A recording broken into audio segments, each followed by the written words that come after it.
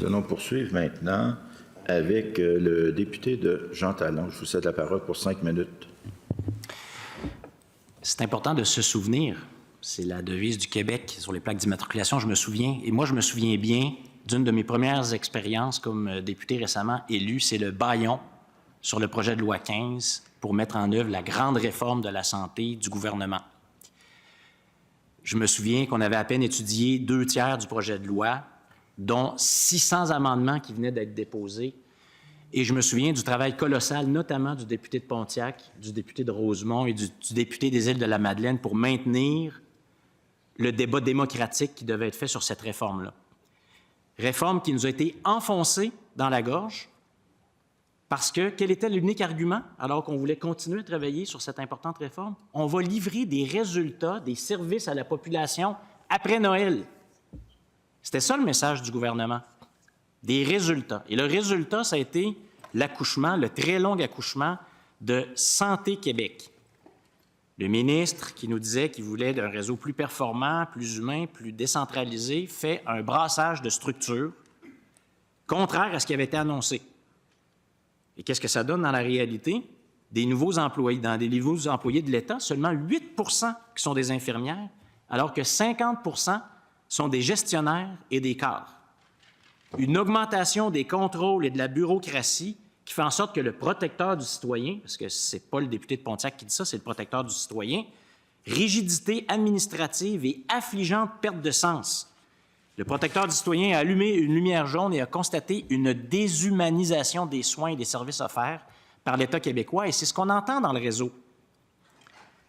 C'est ça que les gens nous disent dans le réseau, puis ils disent que c'est exacerbé par les compressions qui ont été commandées par le gouvernement, qui coupent des postes d'infirmières et de préposés aux bénéficiaires.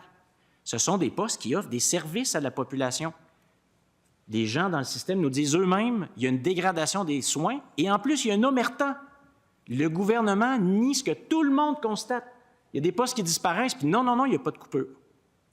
Nous, au Parti québécois, on a été très clairs, on a dit on veut miser sur une approche humaine et décentralisée, avec les CLSC comme porte d'entrée du réseau. On veut miser sur la prévention et la réduction de la maladie, des saines habitudes de vie pour une population plus en santé, réduire la surprescription chez les jeunes, chez les personnes âgées. Ça, c'est une réelle façon de faire des économies sans toucher les services directs à la population. On veut réellement freiner le recours au privé, pas parler des deux côtés de la bouche. Alors, souvenons-nous aussi, j'ai commencé avec ça, souvenons-nous comment le gouvernement de la CAQ s'est présenté aux élections en 2018 et en 2022. Il a dit « Je vous promets 90 minutes d'attente à l'urgence. » Aujourd'hui, c'est en moyenne 4h58. Un médecin de famille par personne. Maintenant, ensuite, on a parlé d'un groupe de médecins de famille par personne. Puis ensuite, un professionnel par personne. Aujourd'hui, 2 millions de Québécoises et de Québécois n'ont toujours pas accès à un médecin. Mettre fin à l'incorporation des médecins et changer le mode de rémunération. Au lieu de ça, on est embourbé dans des négociations interminables avec les fédérations de médecins et le gouvernement n'a pas encore eu le courage de prendre des décisions difficiles, celles qu'il avait lui-même annoncées.